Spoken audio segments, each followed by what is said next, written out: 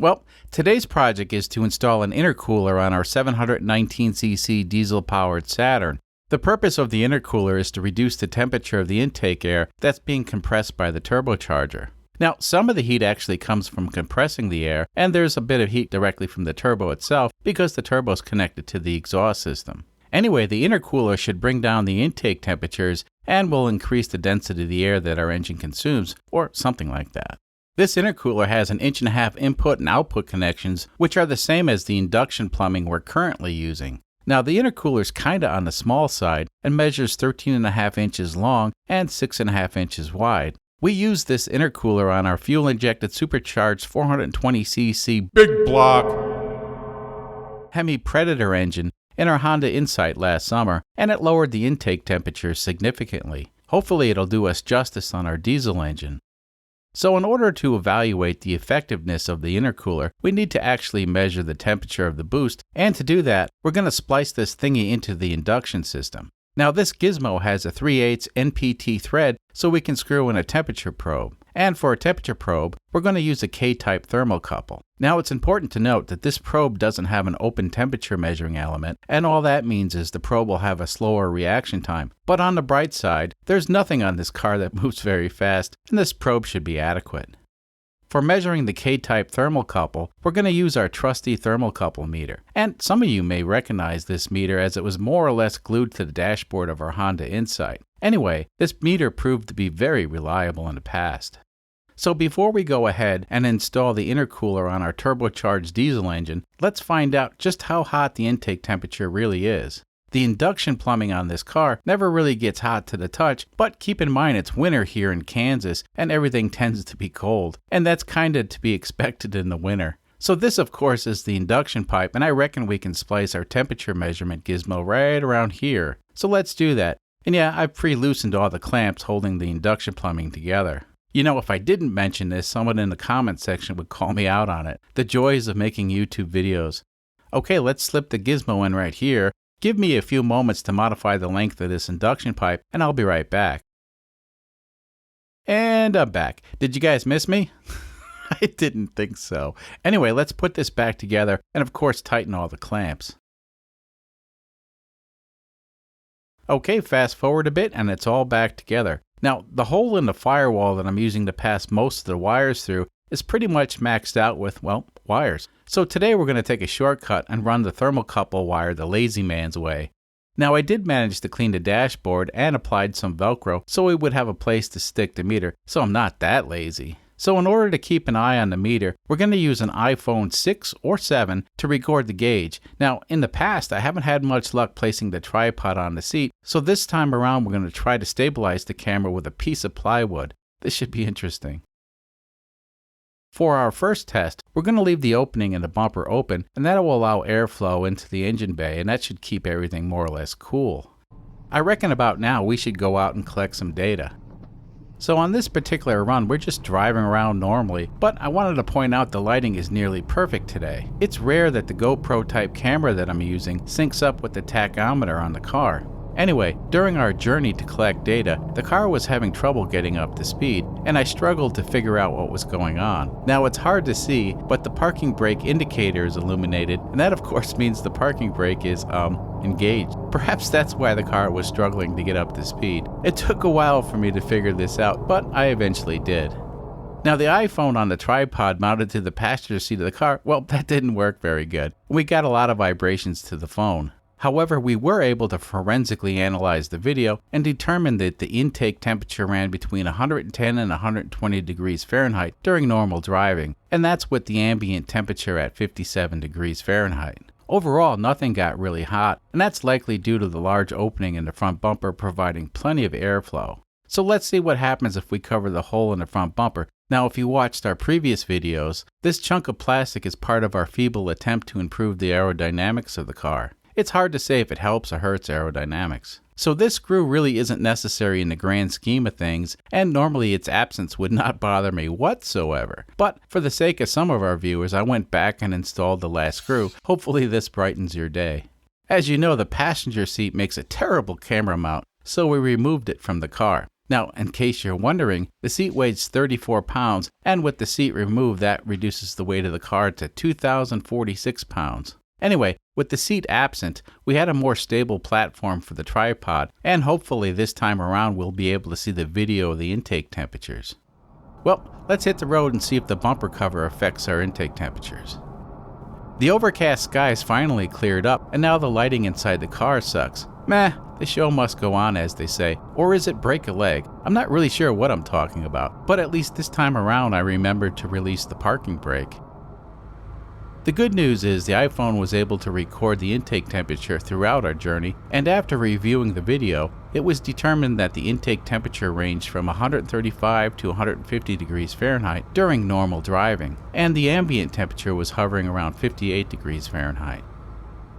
This car is actually really fun to drive with the tiny 719cc diesel engine under the hood. Anyway, with the bumper cover off, we saw the intake temperature range from 110 to 120 degrees during normal driving, and with the bumper cover on, the temperature range jumped to 135 to 150 degrees, and that's with the ambient temperature around 58 degrees. So the bumper cover may or may not help with aerodynamics, but what we do know is it certainly makes a big difference with underhood temperatures. Now, keep in mind it's winter here in Kansas, and like I mentioned before, things are generally colder in the winter. Now that we know the intake temperatures without an intercooler, well, I reckon it's time to install the intercooler. Off camera, I fabricated a very stout intercooler bracket thingamajig. Now, I didn't weigh this, but it's probably close to 5 pounds give or take. Anyway, the intercooler fits on this bracket like this. Now, this bracket may look unusual, and that's because of the location we plan on mounting the intercooler. Let's take a look. So yeah, we're mounting the intercooler directly on the diesel engine. It certainly simplifies the plumbing, that's for sure. Anyway, it's probably clear to you folks now as to why we made the bracket out of 5 pounds of iron. And if it's not clear to you, well, the bracket needs to be sturdy enough to handle the vibrations of the diesel engine. Now with the bracket bolted in place, now we can install the intercooler. The plumbing is straightforward, and we reused most of the components that were already in place. I realize the location's not ideal, but we have a plan. Well, sort of, and we'll get into that a little bit later. Let's fast forward a bit and the intercooler's installed. Of course, the probe is measuring the temperature of the air after the intercooler, which I believe is the correct thing to do. So let's close the hood and see what we can see. Well, it looks like the paint on the hood has seen better days. Actually, the hood has seen better days, so perhaps it wouldn't be so bad if we, modified the hood a little bit.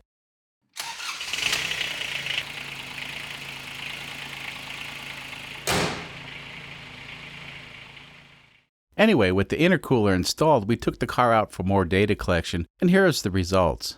With the bumper cover on, the intake temperature maxed out at 120 degrees, and with the bumper cover off, the temperature maxed out at 105 degrees. And at this point in the day, the ambient temperature had risen to 62 degrees Fahrenheit.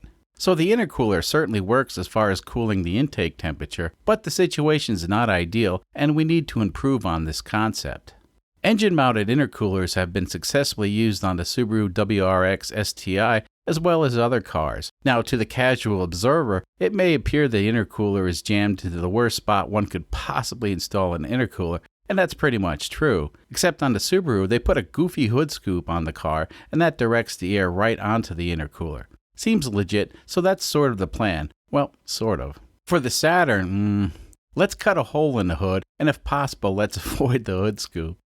So with tape measure in hand, I set out to do some measuring, and before long we had the location of the intercooler transferred to the hood of the car. This sort of measuring can be a bit tricky, so we ended up stretching tape across the engine bay, then transferring the tape to the hood. So yeah, I reckon the next step is to cut a hole.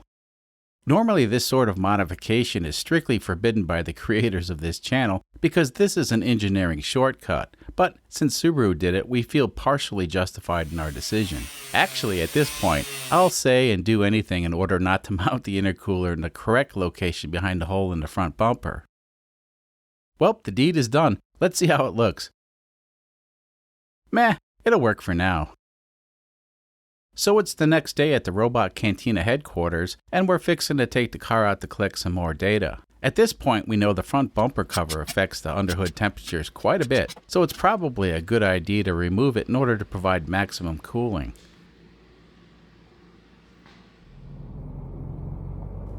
So this morning, the ambient temperatures are hovering around 41 degrees Fahrenheit and the intake temperatures are in the mid-50s. Now I do realize the hole in the hood is not fully optimized and we're lacking a hood scoop of sorts, but for now we seem to have decent cooling of the induction system. Let's see if this intercooler actually affects the performance of the engine.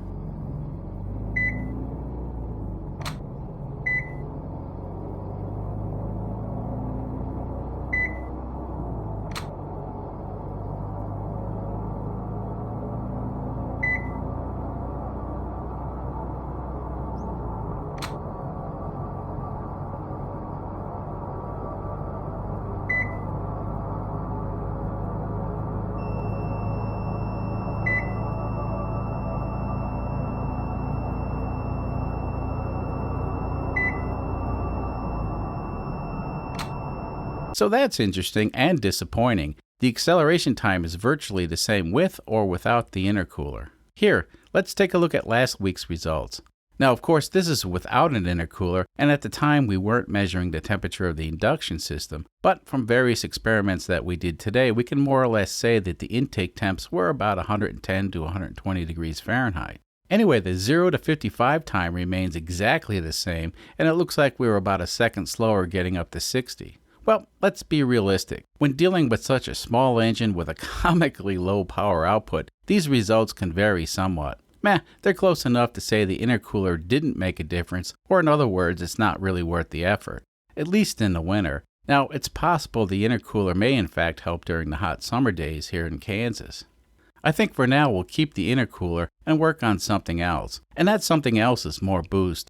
Right now the turbo is producing only 8 psi of boost, and I think we need to take it up a notch, for science. So this thingy is what regulates the boost, and the good news is it's adjustable. Unfortunately, I believe it's maxed out and we need to open it up and change the internal spring to get more boost from the turbo. Now keep in mind, the engine on this car displaces only 719 cubic centimeters, and for a point of reference, a Geo Metro engine is 1,000 cubic centimeters. So this car weighs several hundred pounds more than a Metro and has a smaller engine. So my point is, the performance we're getting from this engine is pretty good all things considered. But unfortunately, we have no idea how much power the engine's producing. At some point, the engine will likely just blow up, and that's not good. By adding more boost, well, we're on the clear path to destruction, but it has to be done in the name of science. Okay, so the new spring's in, and now we can adjust the boost up to about 11.5 psi, so let's put this back on the engine and see what happens. I have a special treat for you folks today, and once we get this Saturn back together, we're going to take it back out to the Hillbilly Proving Grounds and do a race. Well, sort of a race. You see, it's an internet race of sorts. Anyway, what are we going to race? Well, it's a Trabant. This little guy is an East German built car with a 26 horsepower 2-cylinder 2-stroke 600cc engine. I think most of you folks will recognize it. It belongs to Robert Dunn, the creator of the Aging Wheels YouTube channel. Anyway, in Robert's most recent YouTube video, he did a 0 to 60 mile/hour acceleration run on all the cars in his collection. I'll leave a link to that video in the description. So with Robert's permission, I grabbed a snippet of video. Let's take a look. The Trabant is apparently not happy with me today. It did a 0 to 60 in a very not respectable 31.2 seconds. Now that's just a snippet. When you get a chance, check out the entire video. Anyway, the time to beat today is 31.2 seconds. It's gonna be close. Let's check it out.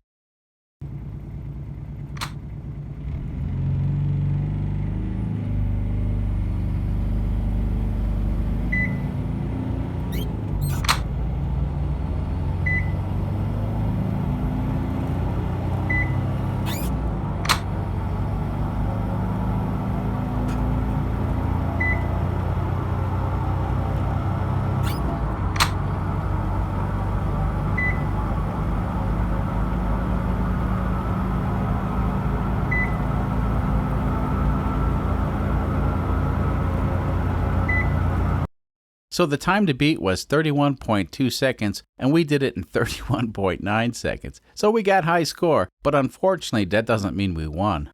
Now try this. Blink your eyes 3 times. Yeah, that's how much faster Robert's car is. Not much, but just enough to make a difference.